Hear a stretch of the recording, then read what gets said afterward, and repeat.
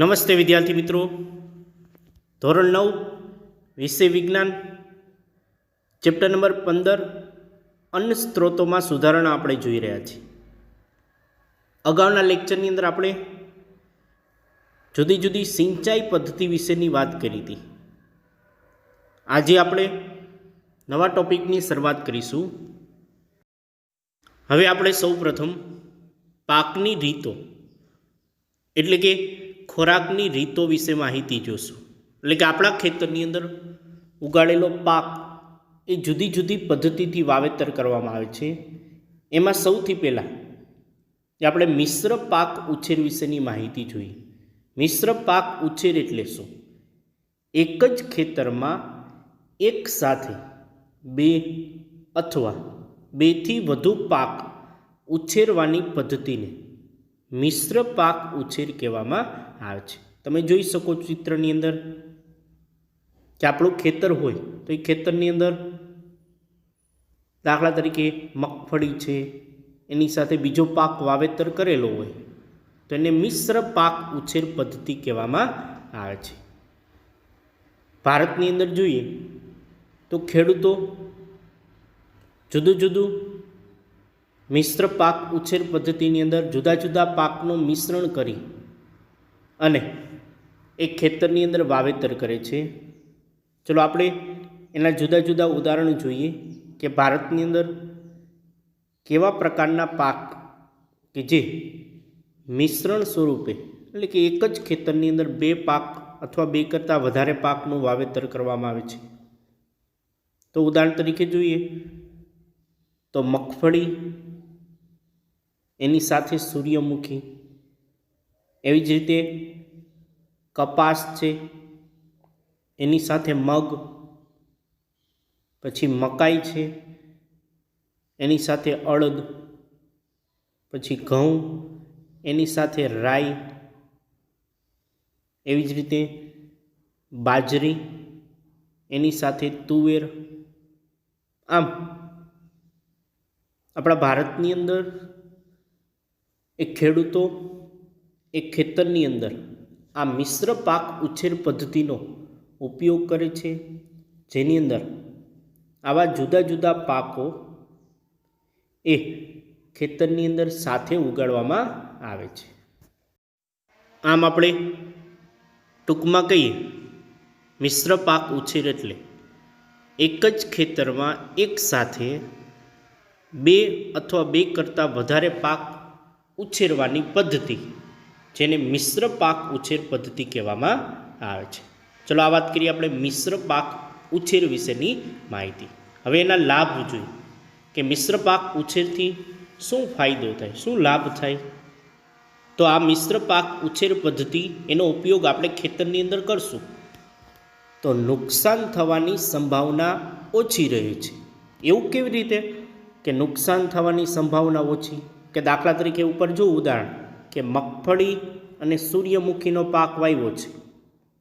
મગફળી અને સૂર્યમુખી આ બંને પાક આપણા ખેતરની અંદર વાવ્યા છે. તો દાખલા તરીકે મગફળી કોઈ કારણોસર એ બગડી ગઈ એટલે એ પાકને નુકસાન થયું તો મગફળી ફેલ થશે, તો એની સાપેક્ષે ઓલું સૂર્યમુખી એ ઉગી નીકળશે, જેના લીધે એ નુકસાન થવાની સંભાવના કેવી રહે છે? ઓછી. એટલે કીધું એક પાક નાશ થવા છતાં બીજા પાકના ઉત્પાદનની ક્ષમતા વધે છે, એટલે બીજો પાક નાશ થતો નથી. એવી જ રીતે જોઈ આંતરપાક ઉછેર પદ્ધતિ. એની અંદર શું હોય?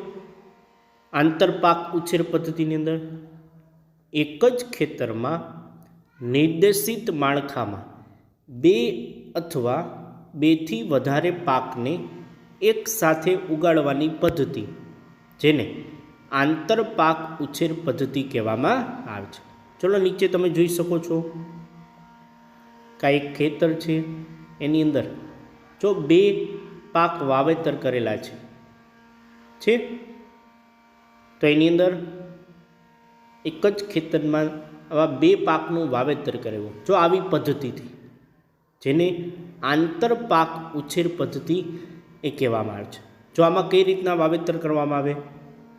કેટલીક હરોળમાં એક પ્રકારનો પાક અને તેની એકાંતરે આવેલી બીજી હરોળ એટલે આપણે ચાસ કહી છે એમાં બીજો પાક ઉગાડવામાં આવે છે.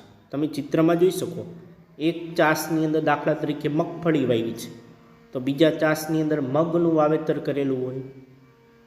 તો આવી રીતે કોઈ બીજા પાક છે કે જે આ પદ્ધતિ દ્વારા કે આંતરપાક ઉછેર પદ્ધતિ દ્વારા એક ચાસમાં જુદો પાક અને બીજા ચાસમાં જુદો પાક એનું વાવેતર કરવામાં આવે છે, જેના લીધે એ એક જ ખેતરની અંદર જુદા જુદા પાકનું વાવેતર કરી શકાય છે. ઉદાહરણ તરીકે કીધું છે જો કે સોયાબીન છે એનું વાવેતર હોય એક ચાસમાં તો બાજુમાં બીજા ચાસમાં મકાઈનું વાવેતર થાય છે.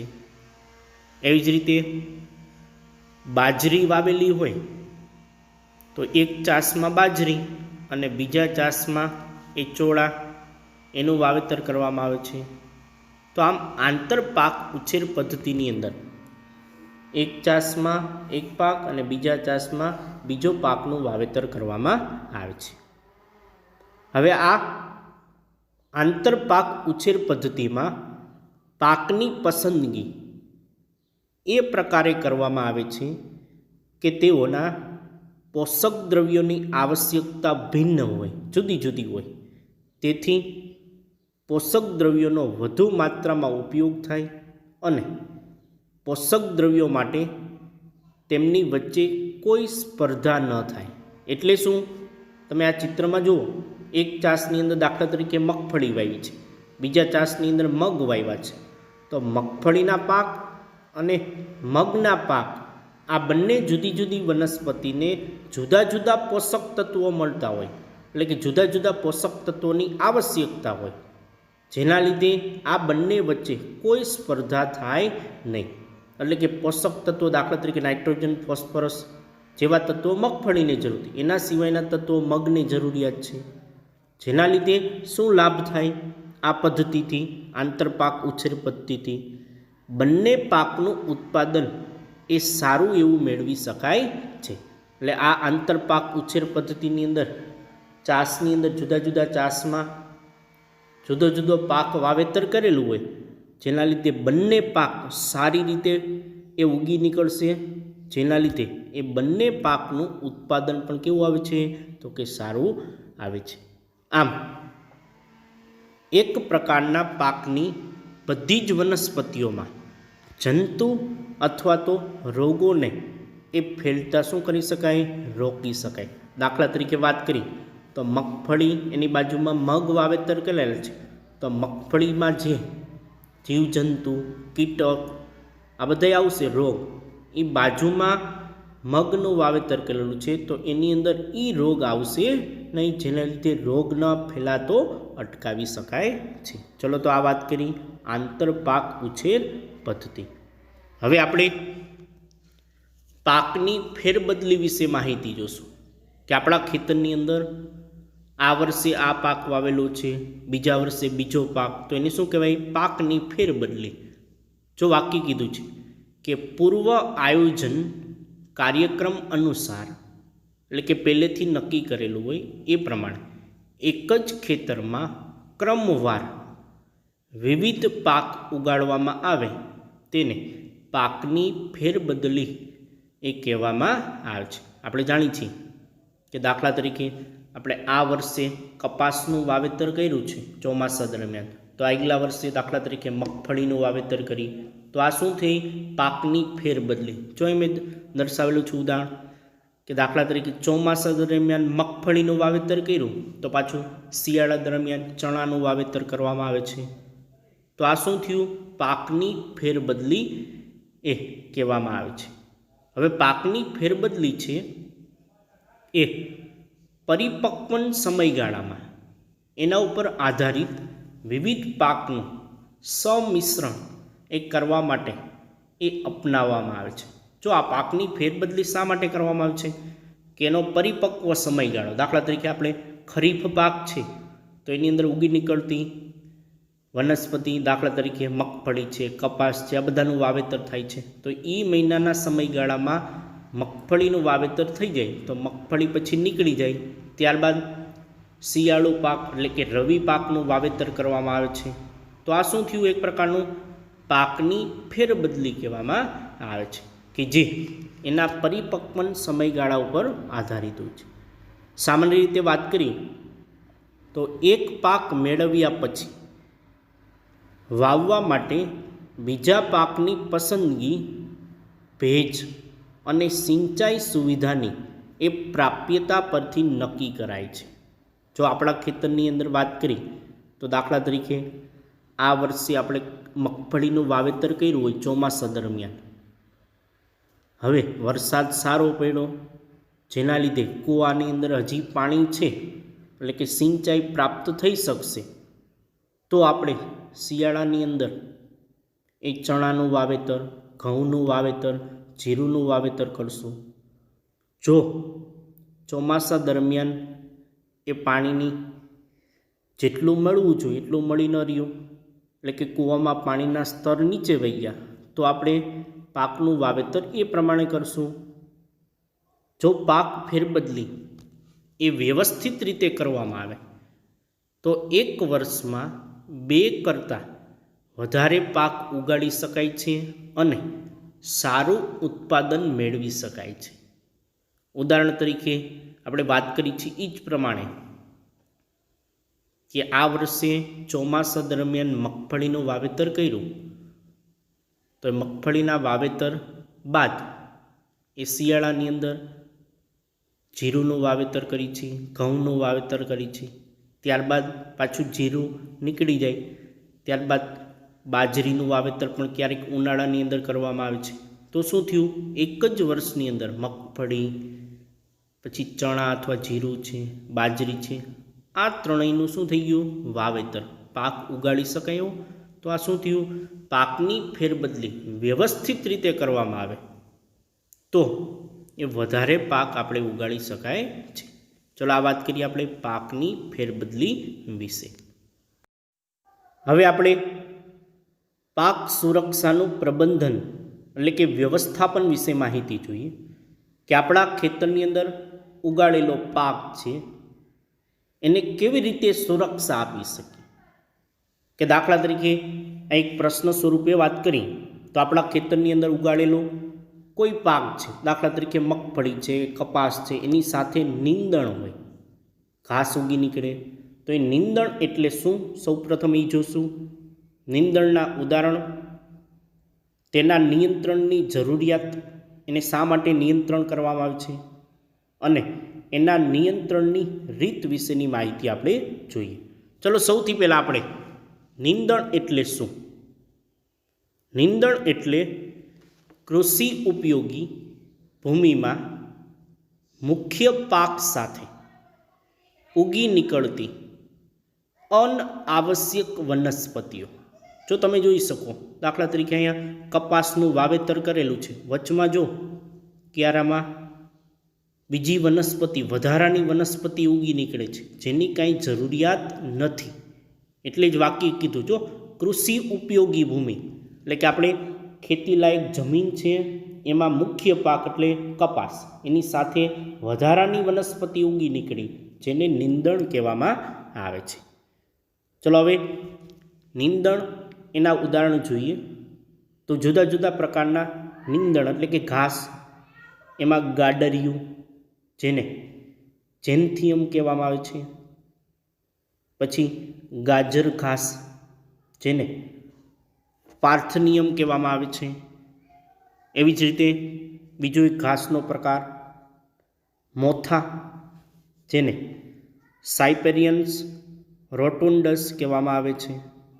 ચલો તો આ જુદા જુદા પ્રકારના એ નીંદણ છે કે જે આપણે મુખ્ય પાક વાવેલો હોય કે મગફળી, કપાસ, જીરું, ચણા, ઘઉં વગેરે જેવો પાકનું વાવેતર કરેલું હોય એની સાથે આ ઉગી નીકળે છે. હવે નીંદણ નિયંત્રણની જરૂરિયાત શા માટે? કે આ મુખ્ય પાકની વચ્ચે આ વધારાની વનસ્પતિ ઉગી નીકળી, તો એને દૂર શા માટે કરવું જરૂર? તો કૃષિ ભૂમિમાં નીંદણ એ મુખ્ય પાક સાથે સ્થાન, પ્રકાશ તેમજ પોષક તત્વો માટે સ્પર્ધા કરે છે. તેથી પાકની વૃદ્ધિ શું થાય છે? ઓછી થાય છે. એટલે કે દાખલા તરીકે આ કપાસનું વાવેતર કર્યું તો બાજુમાં વધારાની વનસ્પતિ એટલે નીંદણ ઉગી નીકળ્યું, તો નીંદણ શું કરશે? પોતાની જગ્યા એટલે સ્થાને લઈ લેશે. પછી પ્રકાશ સંશ્લેષણની ક્રિયા થશે તો પ્રકાશ, પછી ભૂમિમાંથી પોષક તત્વો પણ લઈ લેશે.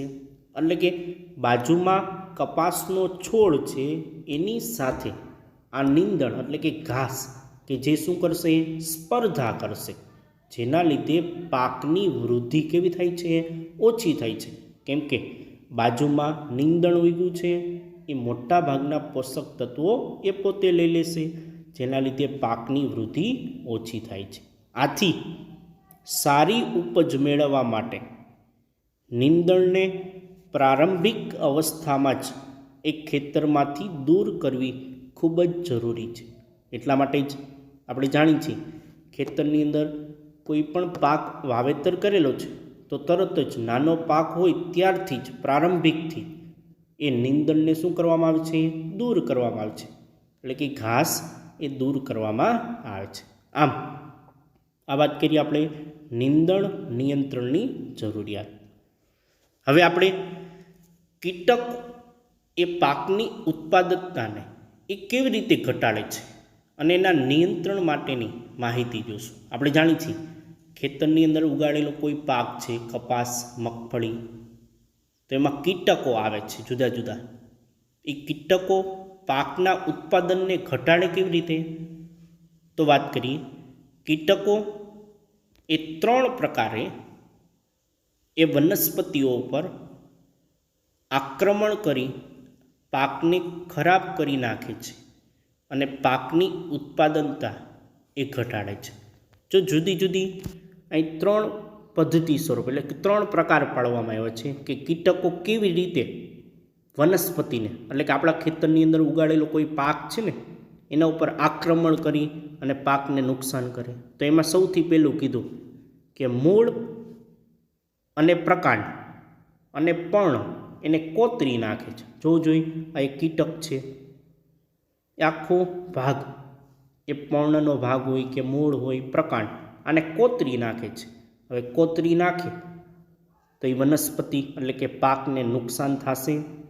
દાખલા તરીકે કપાસ છે, કોઈ પણ વનસ્પતિ હોય એને નુકસાન થાય. એવી જ રીતે બીજો પ્રકાર એવો પાડ્યો, તે વનસ્પતિઓના વિવિધ ભાગોમાંથી કોષ રસ ચૂસી લે છે. જો તમે આ પાંદડું જુઓ તો આ પર્ણ ઉપર આ એક કીટક ચોંટી ગયું છે, તો એ કીટક શું કરે છે? ધીમે ધીમે એમાંથી રસ ચૂસી લે છે.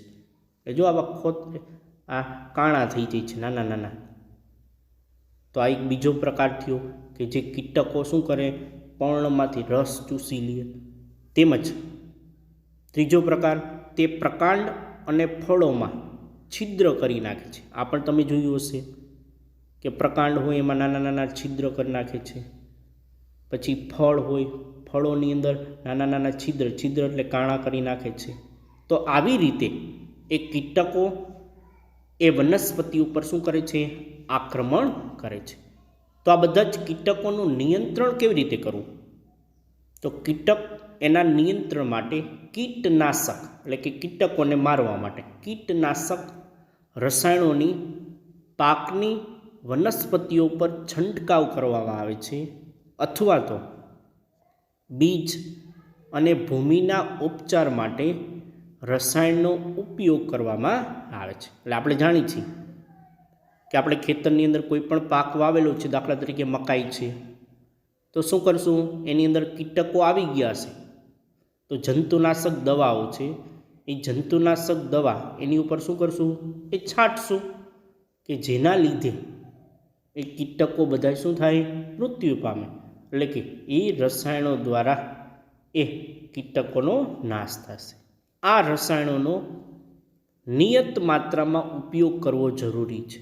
જો વધુ પડતો નહીં, જરૂરિયાત મુજબ એનો ઉપયોગ કરવો જરૂરી છે. અન્યથા શું થાય કે વનસ્પતિઓ અને પ્રાણીઓ માટે ઝેરી અસર થાય. આ રસાયણો પર્યાવરણ માટે પ્રદૂષણ પહેરે કે દાખલા તરીકે આપણે કોઈ પાક વાવેલો છે કોબીજ, તો એમાં વધુ પડતા દવા છાંટશો તો એ વનસ્પતિને પણ નુકસાન, એટલે કે કોબીજ એને નુકસાન કરશે, તેમજ પ્રાણીઓ એને ઝેરી અસર એ થાય છે. એના લીધે એ રસાયણોને લીધે એ પર્યાવરણીય પ્રદૂષણ પણ એ ફેલાય છે. એટલે આમ કીટકોનો આ રીતના નિયંત્રિત કરી શકાય છે.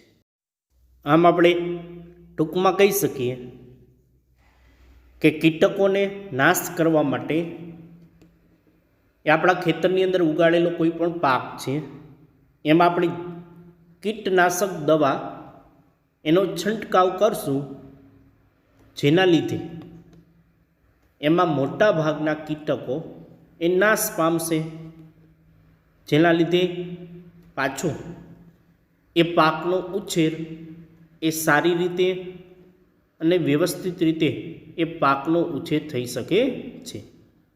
આમ કીટ પ્રતિરોધક ક્ષમતા ધરાવતી એ જાતોનો ઉપયોગ કરવામાં આવે છે.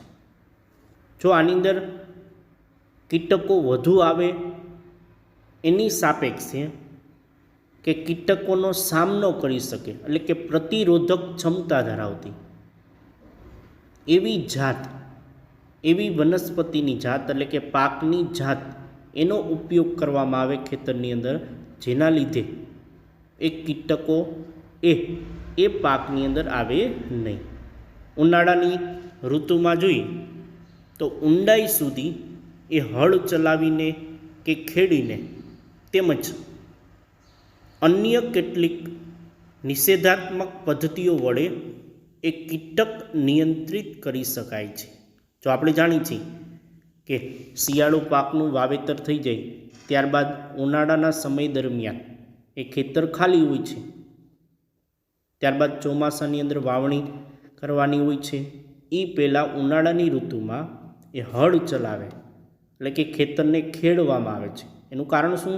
ખેતરને ખેડ છે, જેના લીધે એની અંદર રહેલા કીટકો છે એ કીટકોનો નાશ કરી શકાય છે અને એ કીટકને નિયંત્રિત એટલે કે નિયંત્રણમાં કરી શકાય છે. ચલો આ વાત કરીએ આપણે કીટક નિયંત્રણ વિશેની માહિતી. હવે આપણે કૃષિ ઉત્પાદનને નુકસાન કરતા પરિબળો અને તેનાથી શું નુકસાન થાય છે એના વિશેની આપણે માહિતી જોઈએ. કે આપણા ખેતરની અંદર ઉગાડેલો કોઈ પણ પાક છે એને કેવી રીતે નુકસાન થાય છે એના વિશે જોઈએ. તો એક તો જૈવિક પરિબળો, એની અંદર વાત કરી કેવા જૈવિક પરિબળો, તો કે કીટકો દ્વારા, પછી ખોતરીને ખાનારા ઉંદર છે, પછી પક્ષીઓ છે, પછી જુદી જુદી ફૂગ છે, પછી ઈતરડીઓ છે, પછી જીવાણુ બેક્ટેરિયા છે. આ બધા જૈવિક ઘટકો છે જે પાકને નુકસાન પહોંચાડે છે, કે જે પાકની અંદર આવી જશે તો એ પાકને નુકસાન પહોંચાડે છે. એવી જ રીતે જોઈએ તો અજૈવિક પરિબળો, અજૈવિક પરિબળોની અંદર વાત કરીએ તો ભેજ અને તાપમાન, એના લીધે એ પાકને નુકસાન થાય છે. દાખલા તરીકે જીરુંનું વાવેતર કર્યું છે શિયાળા દરમિયાન, તો એને યોગ્ય તાપમાન મળી રહેવું જોઈએ, એવું તાપમાન ન મળી રહે, વાતાવરણ ન મળી રહે તો એના પાકને નુકસાન થાય છે. એટલે કે ભેજ અને તાપમાન આ પરિબળને કારણે તેની ગુણવત્તામાં ઘટાડો થાય છે પાકની, તેના વજનમાં ઘટાડો થાય છે. પછી નબળી અંકુરણ ક્ષમતા, એટલે કે આપણે બીજનું વાવેતર કર્યું છે એ અંકુરણ થઈ શકતું નથી. પછી નીપજનો રંગ દૂર થવો, જે પાકમાં નીપજ પ્રાપ્ત થઈ છે એનો રંગ દૂર થાય છે. આ કારણોથી એ ઉત્પાદનની બજાર કિંમત શું થાય છે? ઘટે છે. આ વિવિધ પાક, જુદા જુદા પાક જોઈએ એના લીધે આ જૈવિક પરિબળો અને અજૈવિક પરિબળોથી આવા વિવિધ નુકસાન થાય છે. એટલે ટૂંકમાં કહી શકીએ કે કૃષિ ઉત્પાદનને એ નુકસાન કરતા આ બે પરિબળો છે, જૈવિક પરિબળ અને અજૈવિક પરિબળ. હવે આપણે ખેતરમાં ઉગાડેલો પાક છે એટલે કે અનાજ સ્વરૂપે એનો સંગ્રહ કરતાં પહેલાં કઈ કઈ બાબતને ધ્યાનમાં રાખવી જરૂરી છે. એટલે કે આપણે મગફળી છે, આપણે કઈ હલ્લરમાંથી મગફળી નીકળી ગઈ અથવા ઘઉં છે, એ ઘઉં પછી એનો સંગ્રહ કરવા માટે કઈ કઈ બાબત ધ્યાનમાં લેવી જોઈએ તો એની વાત કરીએ તો અનાજ સંગ્રહ કરતાં પહેલાં નુકસાનકારક જૈવિક અને અજૈવિક પરિબળો પર નિયંત્રણ મેળવવા માટે યોગ્ય ઉપચાર જરૂરી છે.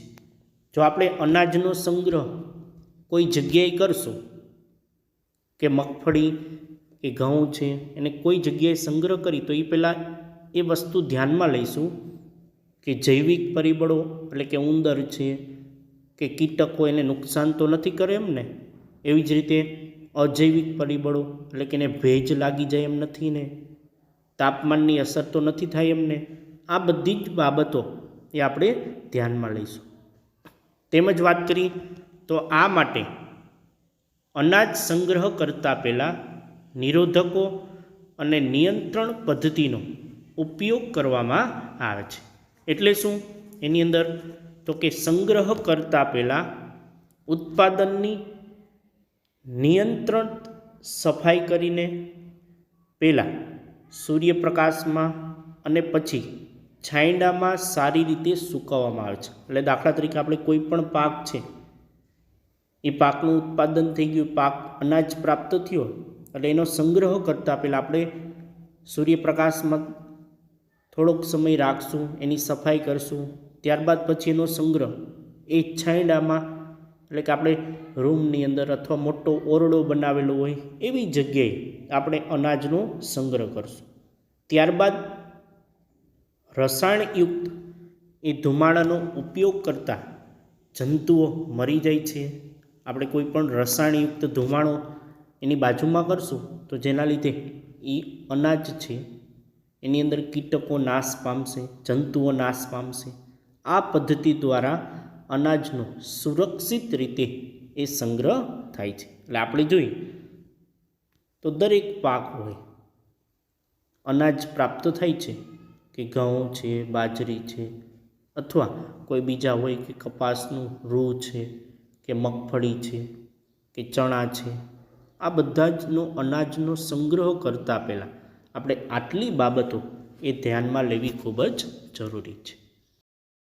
ત્યારબાદ આપણે જોઈએ પાકની સુરક્ષા માટે નિરોધક કે જંતુ વિરોધી એ પદ્ધતિઓ અને જૈવ નિયંત્રણ માટે સારું શું માનવામાં આવે છે.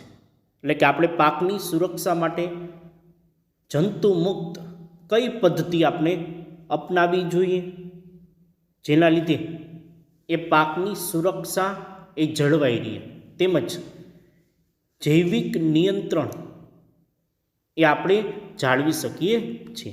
ચલો તો જોઈએ પાકની સુરક્ષા માટે જંતુ વિરોધી પદ્ધતિઓ અને જૈવ નિયંત્રણ સારું માનવામાં આવે છે.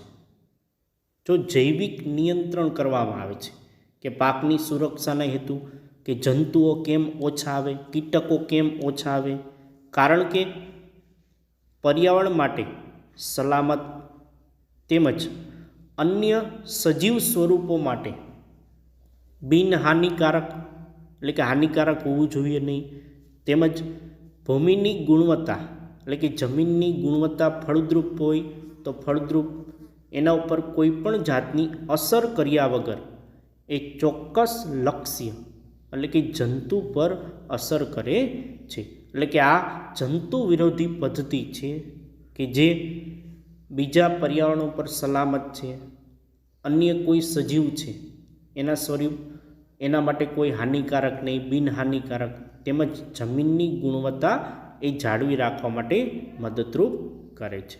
ચલો આ વાત કરીએ આપણે પાકની સુરક્ષા માટે જંતુ વિરોધી એ પદ્ધતિઓ કેવી રીતે જોવા મળે છે એના વિશેની માહિતી. હવે આપણું ચેપ્ટર અહીં પૂર્ણ થાય છે. બાકીના ટોપિક છે આ વર્ષે તમારે અભ્યાસક્રમની અંદર સામેલ નથી, એટલા માટે એ પોઈન્ટ કરવાના નથી. આના પછીના લેક્ચરની અંદર આપણે નવા ચેપ્ટરની શરૂઆત કરીશું. ધન્યવાદ.